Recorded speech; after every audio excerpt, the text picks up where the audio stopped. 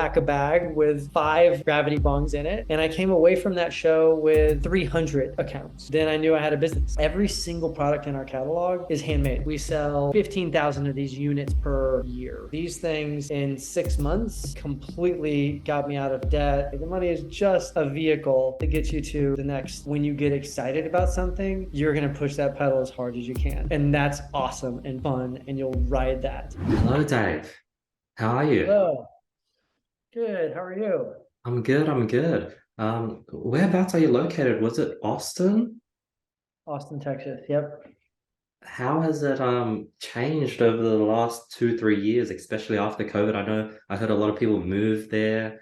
Joe Rogan moved there. He brought a bunch of comedians. How's it now?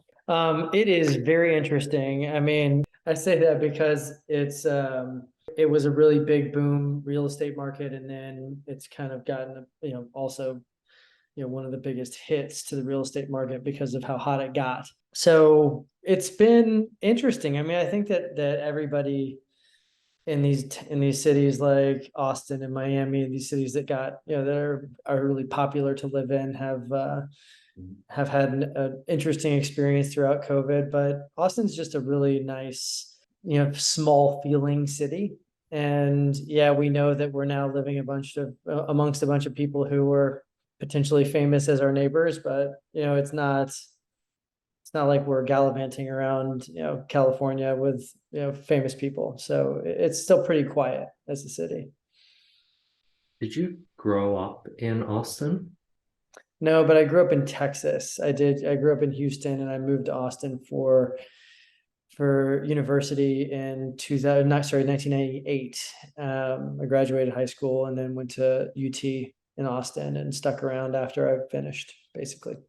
I mean, Firstly, not dissimilar to you. I started a company right out of this. I started Grav right out of college, and so at 23, I was, already, running this company. So oh wow, because I know it's been nearly 20 years, right? Grav.com. almost 19, but yeah, almost 20. Wow. So you Yeah, basically grew up with it. That's so freaking amazing. Dave, yeah. firstly, thank you so much for your time. I really appreciate it. I'm very excited to dig into your story today. I guess to give the audience a bit of context, please tell us a bit about who you are and tell us a bit about Grav. And then I think from there, I'll probably dive in a few different rabbit holes. Yeah, sure. So thank you for having me, and always excited to talk to a fellow entrepreneur.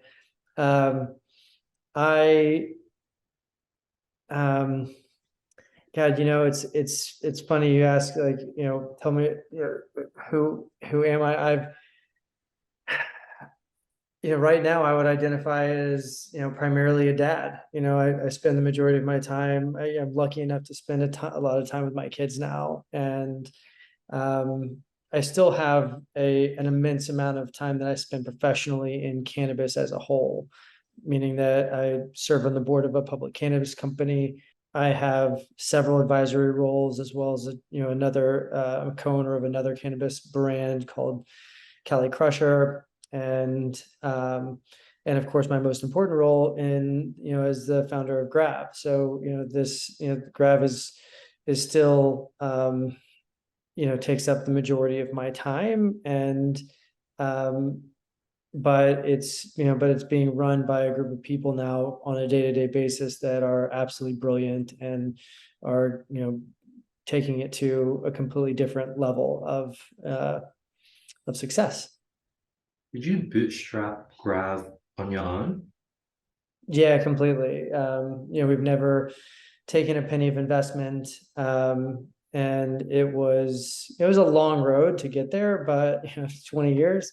And there are certainly times that I was entertaining taking on investment partners, but it just never made sense when you kind of put the pen to paper about what you're getting. And cannabis, I mean, I think that we've seen now with, the cannabis markets being what they are, that the hype isn't all of what it seemed to be. And I've kind of, I always thought that, and I thought, hey, these people are chasing after something. This isn't going to be tech, like this doesn't scale the same way.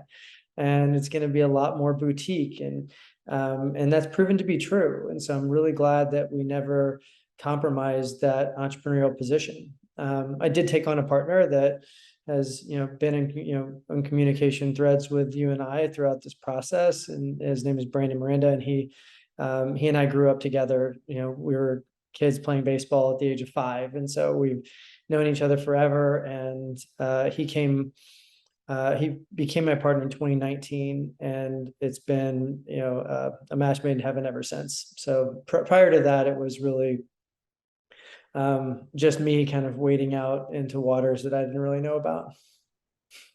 Interesting. And from when you first started to 2019, was Brendan, your partner, was he involved in the company, or did he go off doing his own thing?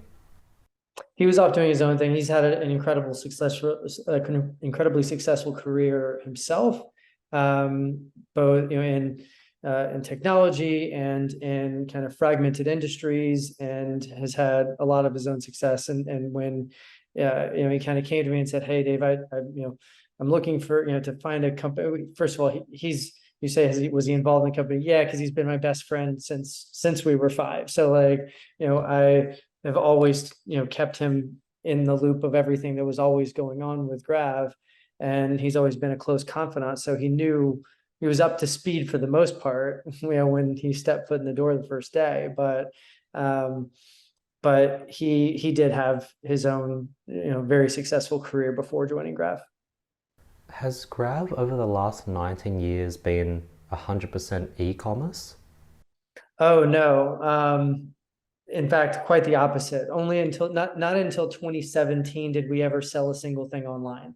So Grav, you have to, from in 2003, when I kind of started thinking about this, that was the year that Tommy Chong went to jail for selling bongs online. And so, when I made my first sale of the Gravity Bong at the Gravitron in 2004, I very quickly learned that this was never going to work on the internet, because the United States had just shut down all e-commerce businesses in this category, in the cannabis paraphernalia category. And frankly, since that day, I've been working against, to fight against U.S. federal paraphernalia laws my entire career, which is a whole side story in of itself. But no, the business was always to design, manufacture, and distribute directly to retailers who would then sell it to end users. So in our case, the retailers in the United States, 99% of them are head shops or smoke shops.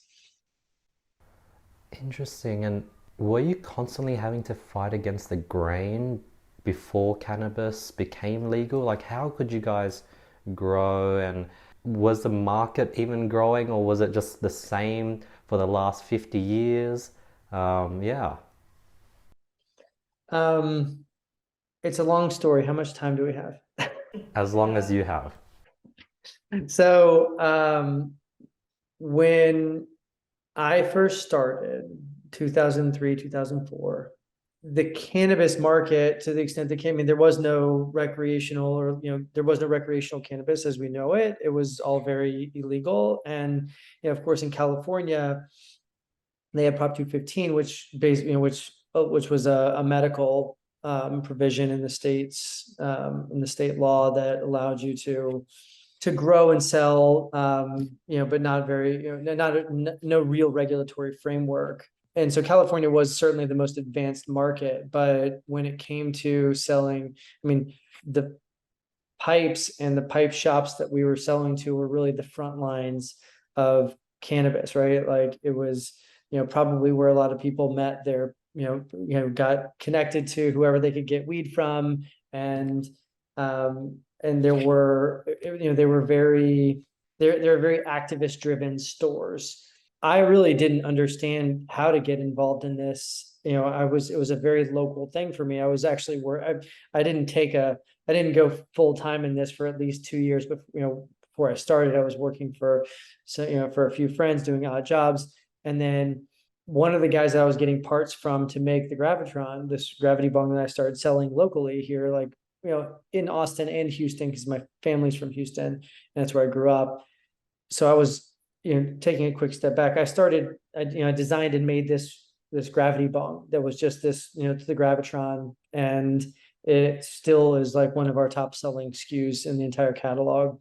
And in Australia they call it a bucket bong, and in the US they call it a gravity bong. I took this gravity bong design, I commercialized it, I I put it in a fancy box, put a barcode on it, called it the Gravitron, and started walking around Austin and Houston, knocking on head shop stores saying, "Hey, look, I've got this gravity bong. Do I have one here? Yes, oh, I'd love to see it. I don't have one to show you, but we can cut to it." But I started making these things, but there was a part that I needed that I couldn't make myself. I was taking a wine vase. It was a flower vase and a wine bottle, and I was cutting the bottom off the wine bottle, and I was putting these downstem in a bowl into the top of the wine bottle. And the downstem in the bowl, I didn't know how to make. I was just kind of putting all this together. And so one of the head shops that I went to said, "Oh, I know a guy who wholesales these downstems and bowls. He can sell them to you." So I established a relationship with this guy, Freddie. So Freddie says to me about a year into buying from him, "Hey, you need to come to this Bong convention." And like, this seems normal now, but like at the time you're like, there's a Bong convention? Like, no way there's there are enough people that make bongs to have a convention for this?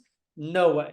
And so, sure enough, in August of 2005, I pack a bag with, 5 gravity bongs in it and enough, clothes to get me through 3 days of this thing.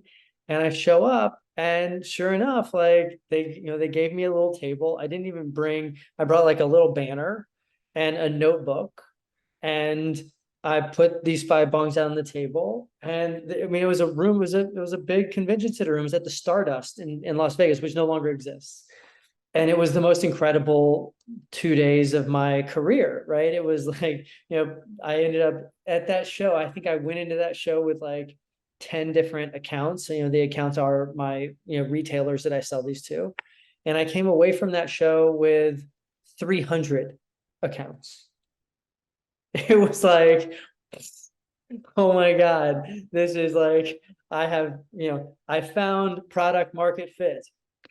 And I mean, to the extent that people were walking up to me and were like, "Okay, hey, this is amazing. I'll take a dozen of them. Do you take COD?"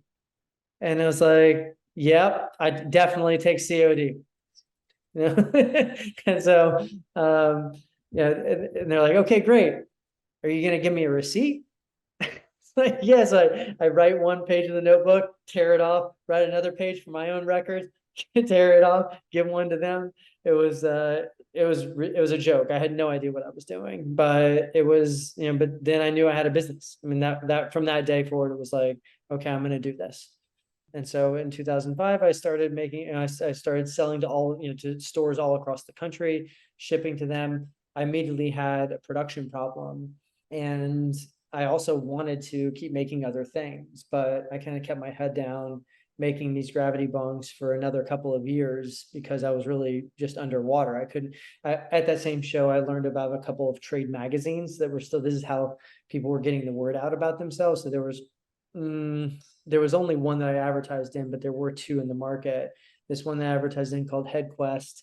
I mean, I remember it was about $700 a month for a full page ad. And I just started taking out ads at HeadQuest, and the orders just kept coming in. This is, the HeadQuest would ship their catalog, their magazine out to all these 5,000, they say 5,000 head shops across the country.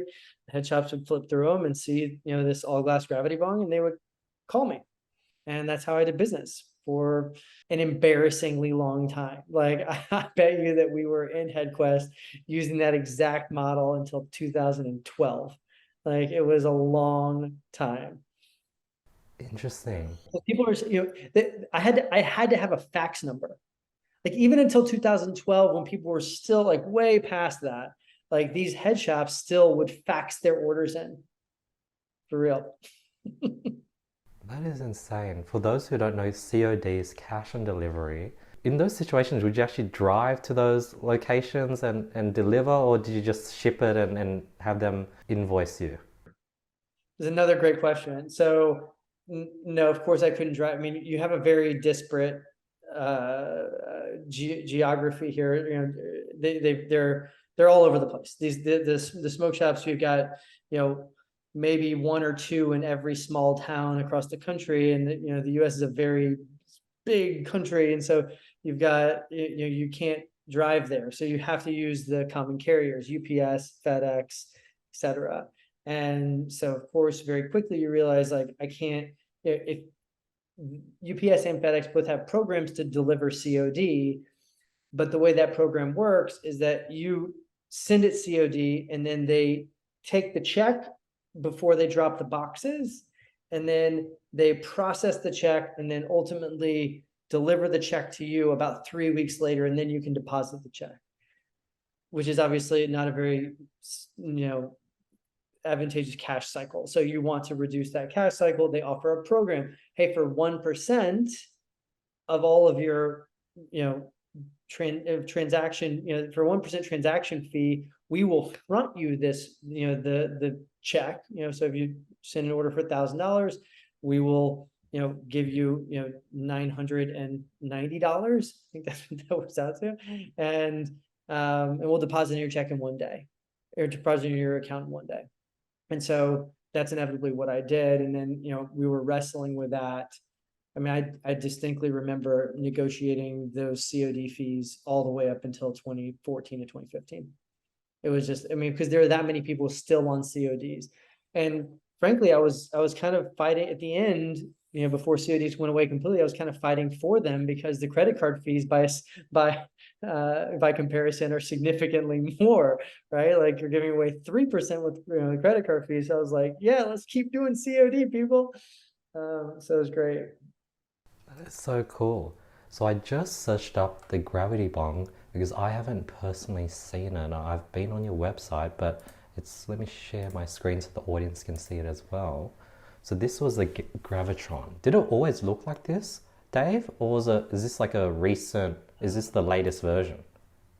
Let me see if I can find, I can't scroll your screen, but the older version is the one in the top left corner. It doesn't have a ground joint, so there's a, you know, that just to the left of the one you're on right there. So if you go, like, that's the newer version that you're, you know, that you're highlighting right now. That's got a tooled fitting. And then, Dave, so you would literally bring this product to conventions and people would just be ordering it like in like dozens. And like, was it because it was new? Was it because people haven't seen it before? Like, why was it just flying off the shelves? You were buying full page ads and it would just be selling like hotcakes. Yeah, I mean, it's pretty simple, and there was just nothing like it on the market. People were, the initial feedback when I used to take it around with me and show it to people is that, oh, they're like, oh, I can, yeah, you know, it's like a bucket bong or a gravity bong, I can make that myself. It's like, yeah, well, you can make any bong yourself, right? Like, you can take an Ozarka water bottle and make a bong out of it. Like, you know, it's just fine. You know, I made it nicer, and it was always pretty affordable. So that was the other thing. I mean, you know, everybody's very sensitive to price point, and so I think that initially these were about $40 to $50 retail. And I was also able to really, I mean, one of the, you know, from an entrepreneurial takeaway around, you know, for your audience, for what it's worth, and this is what I advise all of my, you know, all of my entrepreneurial companies that I advise, is like, you know, it's not about maximizing your profits. Like, it's about, for me, it was always about maximizing the profits of my clients. So the head shops, if I could deliver to them a product that I knew that they could get better margin on than the other products in their store, that they was going to push my product more. And that was this magic formula that was like, oh yeah, I'm selling it to you for $20, but you can sell it for 50. Whereas everyone else showing up at that show was like, oh yeah, you buy my product for 10 and you sell it for 20. And everybody at a trade show is walking these booths and they're doing math in their head and they're very fast at it, right? Like, I know I can sell that for this much, that for this much. Okay, that if I buy $1,000 of that, I'm going to turn that profit in 1 month for $1,500. That's going to cover this much. Like, they're doing that calculus as they're walking the trade show. And so when you give them a better value proposition with a product that they understand very quickly, because that's the other thing, there was nothing abstract about this. Everybody that walked that trade show knew exactly what it was the moment they walked past that booth. The next question is, how much does it cost? The next question is, how much can I sell it for? And when all of those things line up, it's a guaranteed sale. You don't even have to sell it. Like, there's no like asking people to stop at your booth. And that's the one thing that's always been true across every thing I've ever sold, is that if you set it up the right way, you don't have to sell anything. You just have to put on a smile, and it works usually. And then were there like no competition for that next 10 years? Like no other competitors came in with the same product and you had like a monopoly on this gravity bong? No, definitely not. I mean, there were people that came in, and there was no protecting this at the time. I mean, the USPTO, the Patent Trademark Office, they weren't accepting patent applications for bongs, right? So there's no patenting this thing, and yeah, we had plenty of people who were copycats, but I was able to get it out into the world very quickly and kind of run for daylight, so to speak, have the first mover advantage. And no one's ever really been able to take a real chunk away from this category. I mean, the other thing that people don't talk about is that, and this was my mistake as well, is that I thought that I was going to boil the ocean with a gravity bong. I thought everybody's going to smoke out of a gravity bong. This is going to change the way people consume cannabis. You're never going to need another bong for your consumption habits. Well, it turns out that like a very small amount of people actually want or need to use a gravity bong. And so like the category is very small. I mean, even today, I'm guessing, I can pull the numbers, but at best, we sell 15,000 of these units per year. So if they sell for $50, it's not even $1 million product, right? Like it's a pretty small category. And flash forward, I realized pretty quickly, but the nice part was I had established all of these relationships. I was doing what I said I was going to do. I was saying, hey, here's this gravity bong, it's $20. You're going to sell it for 50. It's going to sell 1 or 2 per month in your store, and you're going to look up at 12 months later and you're not going to have any on your shelf. And sure enough, that's exactly what happened. It wasn't gangbusters for them. They didn't pay the rent with it. But when I showed up to the trade show 12 months later, they're like, sure enough, I'm out of them. Put in another order for me. And I delivered on time, and I did what I said I was going to do with the quality that I said I was going to have. And so, a couple of years later, when I showed up with this, with the next product, which was, I'm certain to have one of these, a one hitter. Yes. So I started selling tasters. This thing right here. It's a little one hitter that you smoke out of. And I made a little rack for it. And I brought this to the trade show. And I was like, yeah, they're $2.50 each. And the shops were like, awesome, I can sell those for $10. And so they bought a tray of them. And then it was just gangbusters. These things were, because the Gravitron actually got me in a deep hole. When I came up for air, like in 2007, after like thinking I was going to boil the ocean with gravity bongs, I was like, I don't know, $80,000 in debt.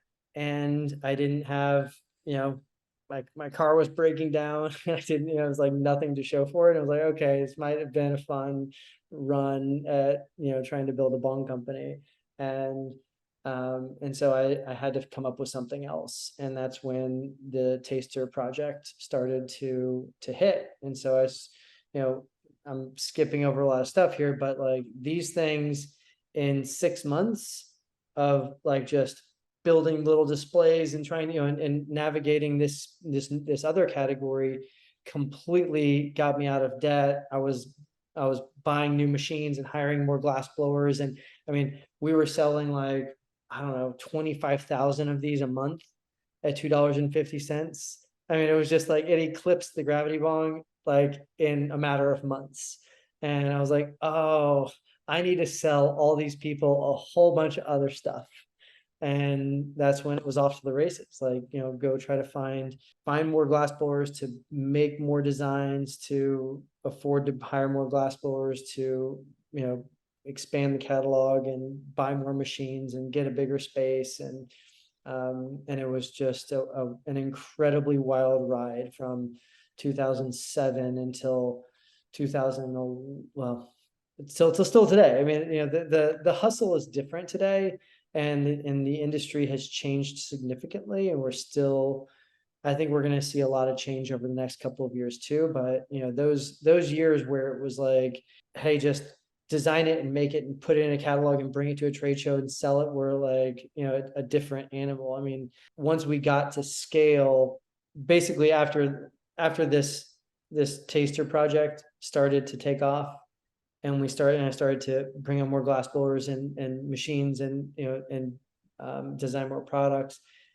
In 2010, I remember breaking the barrier of a $2 million back order, meaning like I was 7 months behind on orders and I couldn't keep up. And it was like, my customers were just so upset because I couldn't fill it. It was like, when someone calls you, you're like in January, and you're like, yeah, I think I might be able to fulfill that in August. This isn't like fashion where they're expecting that as a buyer, right? These are people who are like, I want this right this second. And there was just no end in sight. And so at that point in 2010 was when I realized I needed to do more than just hire more glass blowers, buy more machines, get a bigger space. Like that was never going to go fast enough. And so starting in January of 2011 is when I took my first trip over to Asia, where I was able to, really find where like the center of the glass making universe is. And that is in Hebei in China. And it is literally where the world's borosilicate comes from. I mean, there are places, other places on the planet where people make nice glass things, but as far as like, the volume of glass, of borosilicate glass, 90% of it's there. And so that's, if you're going to build a glass company, that is where you must go. And so I found it. And, from there I started building it, building my business from a manufacturing perspective in China. And so it's been over a decade of working with Chinese manufacturers. And so we've had to learn how to adapt and change to that environment. Was it hard going to China without speaking Chinese and building those relationships and finding trustworthy manufacturers that you can rely for these big orders and they're not gonna, fumble halfway and pull out? It's like, about that. Yeah, I mean, if anybody tells you that going and trying to find a vendor in China is easy, they're lying to you. It is absolutely the hardest thing to build, is a really trustworthy, long-standing relationship where you have transparency in what's going on, and even when you think you have it, you probably don't.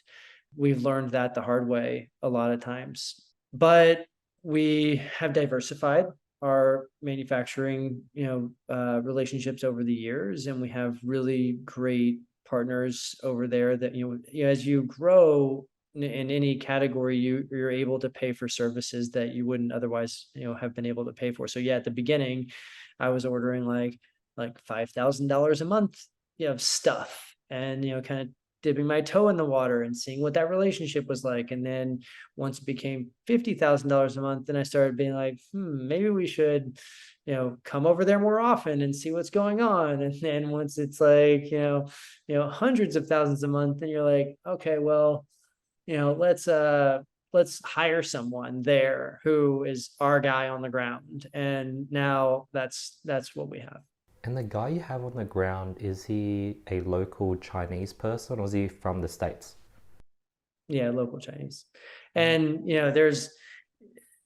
this is like, again, skipping over a series of relationship building that got us to this person who we can know and trust and have, and has visited us, and we visited them and had many, great times together, and is a very trustworthy relationship, and is incentivized the right way. I mean, all of those things are obviously very important to, to establishing any sort of business relationship. Is, he is not paid on the volume of our orders. He is responsible for a lot of logistics. He's responsible for communications. He's not necessarily doing this just for the money. He does this for other companies. We're a client in his list. It's a very, symbiotic relationship. With your top selling SKUs, are you manufacturing it from one manufacturer or have you diversified, or is it one SKU per manufacturer? You don't diversify on one SKU? Well, yeah, I mean, the interesting part is that we don't really even have a single SKU that dominates the catalog. So, if you're like, what's our top selling SKU, it changes it changes pretty seasonally. We've got we've got a few SKUs that are obviously better than others, but I don't think that there is a single product that we sell that represents more than 3% of our overall revenue. So, for better or worse, I know it's a surprising number, but it's not, we've been lucky that way. I mean, if one product ends up not, if we can't get material for one product, then it's not going to sink us. And that's happened a lot where we just haven't been able to get something back in stock. I'd say that our biggest limitation actually is that every single product in our catalog is handmade. Like, there is no machine automation in this. A lot of people think that, in fact, like, even cannabis companies that come to us, who are supposed to be some of the most sophisticated cannabis companies, they come to us and are like, well, yeah, can you just put our name on that pipe? And you're like, how do you think this works? Like, no, we can't. There's a reason why you can't just call up the, Owens, Illinois, and get your name on a pipe. You have to, it's kind of like, can I get my name on a couch? It's like, no, it's a piece of furniture. It's handmade. Like, someone's making it. It's not a machine. There's a lot of people, kind of want to call it like a pint glass. They want to be like, oh yeah, that's, it's just like a pint. I just put my name on it. Like, it doesn't work that way. There's no volume in pipes. Like, I told you that we sell like 25,000 of these a month, and we probably still do about that. But even at that rate, like, that's a very small amount of anything to, you can't create any automation with such low volumes. And so, yeah, across our catalog, we've got 300 plus, items that we sell. All of them are different shapes and sizes and, and colors. And so that requires different tools, different machines, different raw material in order to make all of those unique designs. And so every single one of those has to be, not only touched by a human, but often touched by almost 10 people before it's completed. So it's a very high touch. It's closer to jewelry than it is to boxes, right? In fact, I often compare the pipe business to the jewelry business because the consumer journey is very similar. If you think about, I mean, well, you can even take that back to the manufacturing, right? Like, there's usually an artistic designer that is sending this design over to a, low cost of labor country to get manufactured in some mass quantity, probably, not enough to ever put into an automated process at all, and then shipped over to, mostly mom and pop businesses, jewelers, where they're going to put it into a small retail establishment under glass, same as pipes, where a customer walks into a store, and is very uneducated about what they're actually looking for. They're just like, I think I want a pipe. This is how I consume. The person behind the counter has an immense amount of power to tell you who made the pipe, how it was designed, what colors it's going to change. They take it out with a black felt cloth. They put it on top. They show you this pretty pipe on a glass felt pipe, cloth, and then they kind of woo you into buying this pipe. It's almost the exact same business. And so I've interviewed a lot of jewelry store owners over the years, and kind of asked them, hey, where's your business going? And that's a whole other story. Do you manufacture all 300 SKUs yourself, or are there some products that you source from other brands? We do everything ourselves, Wow. completely vertical. So we design the pipe. We often make the pipe in-house. So we have got a very sophisticated design studio with the best designer in the world, Micah Evans. And Micah, designs the pipe both physically and in CAD, and we'll often 3D print the pipe so that we have, so we can match it to the physical sample. And then we'll send the physical sample and the 3D model to our partners in China. They will make samples. They'll send the samples back. We'll make modifications back and forth until we get it right. And then we will design the boxes, and we'll design the inner packaging and the copy, and we write the copy, and then they package it, and then they ship it over directly to our warehouse where we receive it, and we fulfill every single order, direct to consumer and wholesale. And we do all of our own in-house photography, all of our own video, there's nothing that we outsource, full stop, except for PR, which is how we got to you. So but yeah, obviously we can't be perfect at everything, but we try to keep it very insulated. Now, usually with vertical integration, it sort of works really well where you have a product that you can scale and it can hit mass market, but you're in a unique situation where you have so many SKUs, each SKU is less than 3%. It's like, how do you scale that? How do you even get economy of scales and get better pricing and scale that? It's a great point. And I don't know that we have the biggest appetite to scale exponentially. I mean, we run a really, I think, pretty big business now. It's comfortable. We love what we do. We're still very passionate about it. It still kicks off a lot of cash. And at a certain point in life, I mean, maybe I'm not ambitious enough, but I want to just love what I do. I don't want to have to worry about, building a company to scale. I know that my competitors aren't going to build a company to scale because frankly, we're the biggest in the world, and this is about as big as this can get. I mean, I shouldn't just, roll over and say that we don't have, some aces up our sleeve, but I can tell you that within this company and this strategy, which is still going to be a category that we believe to be about $1 billion category, of which we're confident that we have a reasonable market share in already.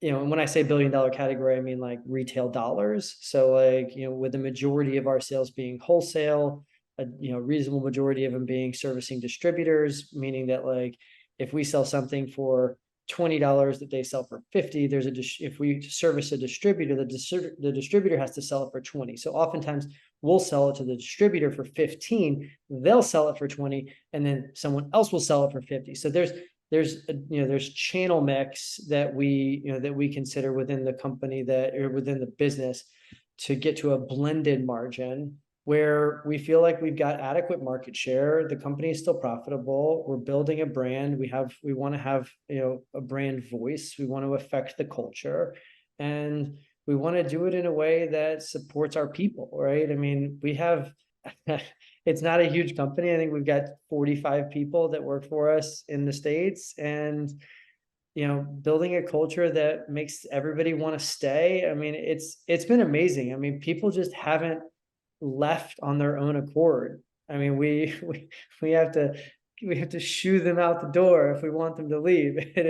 It's amazing, and we love it, and we love our people, and so we're I had a very close friend of mine who owns a chain of head shops in Central Texas once told me, he's like, the sign of my success was very clear the moment that it first happened, and that was when his employees started buying their own houses.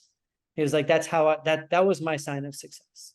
And I feel the same way. Like that is there's nothing more that you could be proud of as an entrepreneur than when your employees are buying their own homes. That's awesome. So, I mean, do I need to scale? It was all kind of the question, how do you scale? And the truth is that, like, I think that we're going to figure it out as we go. And right now it's true. I don't, there's zero chance that we're going to double in size next year. So, you just kind of, I'm okay with that. So I have around, all my employees are from the Philippines, and we have 10 to 15 full-time employees from the Philippines. To get them to a point where, they're sort of really comfortable with where they're at and with the company, is it just a matter of time and proving that, hey, like, you've worked with us for 10 years, you can expect to continue being with us for another 10 years? Or is it a matter of trying to increase the salary so that they have more money? Like, is it a mix of both? Like, my oldest employee now is only around 3 to 4 years. Is it just a matter of time? Yeah, I think it's a matter of time. I think that they, um, I'm not sure if I understand what you're specifically asking, but for me, this the employees that have stuck around because they've jumped around. Like there's never been anybody that started out in sales and is still in sales, right? Like, pretty much every single person who's still here started out in the warehouse, or started out like making pipes, or started out and now is, uh VP of finance. Like, literally, there are people like that, that have just been the right culture fit, and they had the capacity to learn and to build um, and to grow with us. And sometimes that takes patience and, frankly, a lot of honesty, along the way, because I think that's where a lot of people get tripped up, is that you either come into a position over titled, or meaning like, oh yeah, I'm going to come in as the VP of marketing, and it's like, well, you're maybe a director level, or what, I mean, whatever. I mean, it's not a bad, director's great level. I can't, I'm trying to make a bad analogy here, but point is that, sometimes you get hired above your rank. Other times, you are, you're struggling because you're like, I want to, advance faster, and you're not advancing faster. I think that there's different things that build loyalty. And frankly, there's, it's rare to find people that are comfortable and ambitious. So that's the magic to find. And I don't think that there's any secret formula to finding them, honestly. Like, everyone's got a million hacks on like finding great people, asking the right questions in interviews. And it's like, at the end of the day, you just gotta have a good feel. So To get to that core team that you have now of like 45 people, did you have to go through like 200? Was it like a numbers game, and then it's sort of the ones that survived and stayed, they stayed because they could sort of keep up with the growth and they were ambitious, they had the right mix? Was it a numbers game, or were you, a lot of these people, you didn't fight, like it was the 45 that you hired and they're still here? you know that's a great question. I would love to know how many people we've actually had work here in total. And over almost 20 years, I would hope it's probably 200, but that'd be a great stat, actually, to know exactly how many people have worked at any given company. And you look at a company like Facebook, they probably had 1 million employees now, or whatever it is, like people who've actually once at one point in time been paid by that company. And I would assume probably 200, but the better question is, have we gone through 1,000, right? And I can tell you that we have not, right? Like we've always taken an approach of giving people a chance, and maybe too many chances over their careers. But there's, I think that people, I believe in that 3-strike rule, right? The 3-strike rule, like, you tell someone once, you tell someone twice. Usually on the third time, you don't have to tell them; they're going to leave on their own, right? Like, and so, we've always done that, and I think that on this, after the second one, people have figured it out, or we've found the right fit for them. It's a get it capacity, get it, want it, capacity to do it. You ever heard that one too? Like, it's so if someone is a salesperson, they get the job, they have they want the job, but they have 4 kids at home, they can't travel, they don't have the capacity to do it. Or they want the job, they have the capacity to do the job, but they just don't get it, right? Like there's, typically people are missing these things, and sometimes you just have to move people around to find the magic fit for them, because I mean, I still joke today, like, I'd love to know what I'm going to do when I grow up, right? Like everybody has this, right? Like I don't, it's such a joke. You go to the guidance counselor at school and they're like, oh, you should be an engineer, right? And you're like, I don't know what I do. And I think that most people don't know what they're good at until it hits them in the face. And then all of a sudden they're like, oh man, I get this, and I have the capacity to do this, and I really want it, and boom, right? And it's just, and then they're off to the races. It's like those, I can't believe I'm blanking, it's late here. It's like any sort of class that you take in college, right? Like the ones that are hard because, not because you're stupid, it's because you're not interested in it, or you don't want, you just don't get it, or whatever it is. But the ones that come easy to you are easy to you for a reason, because you get it and you want it, you have the capacity to do it. It's the same thing, right? And I think that we lie to ourselves that we know what we want, when in actuality it's like, oh no, you usually want the things that you're really good at doing. Interesting. And then the thing that I thought of when you were talking about the counselor, the question I wanted to ask is like that journey to find your purpose, to find happiness. I guess the best way is probably just to share my experience. Like, I remember when I was 18, I was hungry. I did whatever I could to make money, was able to make a bit of money, and I sort of grew it. Then I started putting my foot off the accelerator once I had a few salespeople in my team. And then over the last 2 years, as I put my foot off the accelerator, the company just started dying, things slowed down. There wasn't enough leads for the salespeople, so they went off and found other jobs. And sort of now I'm sort of at a point where my foot is back on the accelerator, I'm pushing things harder than ever. And I think those 2 years I was trying to just figure out what I was passionate about, trying to chase happiness, travel, figure myself out, because I was sick and tired of talking about e-commerce and drop shipping. Every day I filmed a video every single day for like 1,000 days, and I didn't want to talk about that anymore. And then sort of now I'm at a point of just doing what works, sort of trying to find happiness in the work and not trying to expect the work to be fun every day. That's sort of where I'm at. And I want to ask, since you've sort of been at this for the 20 years, what will the next 20 years look like for me? Will I be doing that for the next 20 years? Will I keep going back and forth in that pendulum? I hope not. I mean, I think that the things that are going to make the biggest impacts on your day to day are probably not going to have anything to do with the business. Like, we're bombarded with all of these success stories all the time, and like why you need to keep your foot on the gas, or why you need to, and what your metric is for success. And and then you have a kid, and like the whole world blows up in your face, right? Or, you know, or a parent dies, or something, or something, life event happens when, and it just like kind of resets your whole worldview, and you realize like, hey, which things really matter right now, and how much, what dream am I chasing here? How do I want to be remembered, and by who?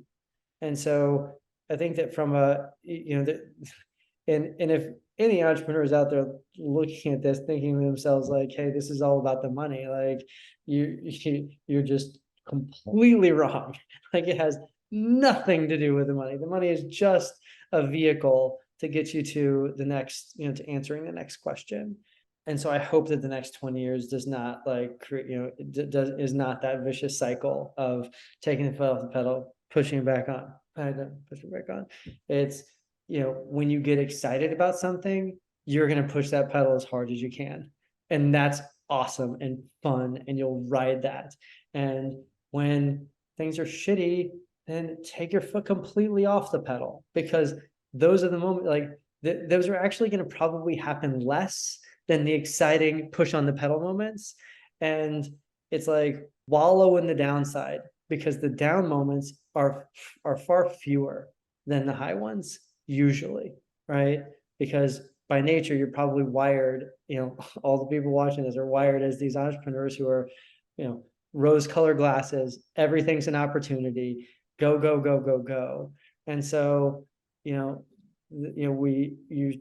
like, hey, pick yourself up, don't let, don't get blindsided by the boulder that's about to hit you. But I say like, hey, yeah, let the boulder hit you harder, because like, you mess up when you don't learn from the times when you're when your foot isn't on the gas, right?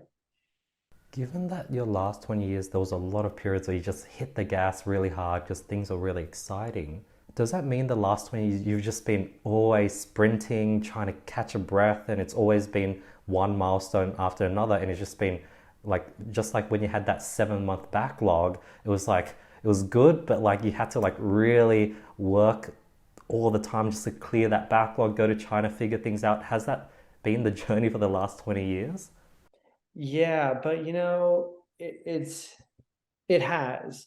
But I think that for me, and I hope it is the same for everybody else, that like it never felt like work. Like it was never, not every turn, although there were challenges, the hardest parts were the people parts, right? Like all of those parts of like, oh man, I've got to get the back.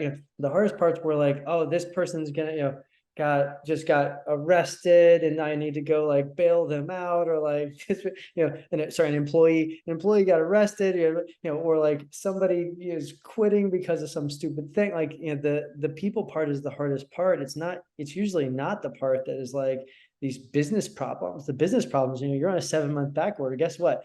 All of your competitors wish they were you, right? So you're sleeping pretty nice at night. I mean, yeah, you got people, pissed off customers, and you're worried they're going to leave you for a competitor, but you're sitting in a pretty good spot. You've got to go over to China to expand your operations. Oh man, poor you. like yeah, you're going hard on the gas, and it's the most fun you'll ever have. And and then there's of course some down moments, but I don't remember the down moments. All I remember are just sprinting as fast as I could for 15 years, and it was a wild ride, and I hope I get to do it again.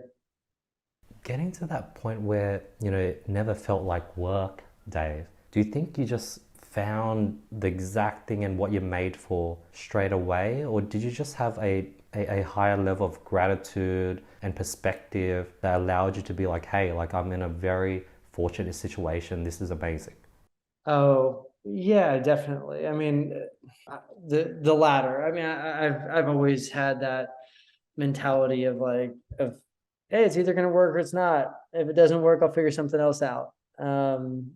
And so I never let things get to me, except for when I feel like an injustice, right? Like, and that's also part of what it was inspiring about this category, is that like I mean, I think the whole world now understands that the persecution of people who use cannabis is just the most absurd thing of all time. But and when I started, it was a real passion play. And so, yeah, that kept me motivated for sure. And I don't know, I think that everybody has different motivators.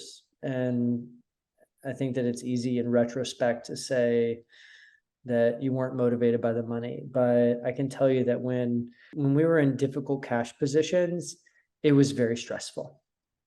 And it's easy to brush over that stuff. And it's easier to come on this podcast and be like, it's easy, no problem. I was all brushed off, no problem. But there were times when I had to let people go because I wasn't going to be able to pay. I mean, I could see that I wasn't going to be able to pay them. And there was, I had hurt real solid friendships because of it. And so it's hard. I mean, anybody who tells you it's easy is a liar. So I appreciate that, David. I really appreciate your time. I know it's late over there. I love how we've bounced through so many different topics, and you're like a purebred entrepreneur. Like, you've done everything. You've made the products, you grew a team, you figured out logistics and supply chain, and you've done everything yourself, and you've built this from scratch, bootstrapped, and it's so motivating to hear. And that's sort of why you've been able to just like attack all these different random questions that are completely different, not related, because you've done everything. And I love how honest and raw you are, and this was such a fun episode. No, thanks for having me. I really appreciate it. This was fun too. And you do a great interview. I'm very impressed. It's fun. Not everybody is this good at interviewing. So you've obviously been working at it, and I appreciate it. Thank you, Dave. Dave, where can people find more about you, follow you along on your journey, follow Grav? What's the best, where should people go? Please go follow Grav Labs on Instagram. I'm pretty quiet, although you can follow me on Instagram also at Gravitron Dave. I don't post much. I spend most of my time with my kids and my family. So, but I'll say what's up if you want to holler. Thank you so much, Dave. I really appreciate that. I'll link everything in the description below. Guys, if you made it this far, thank you so much for your time. I really appreciate it. Hopefully you guys learned something new. I had a lot of fun on this episode, so please let me know your thoughts, and I'll see you guys on the next episode. Peace.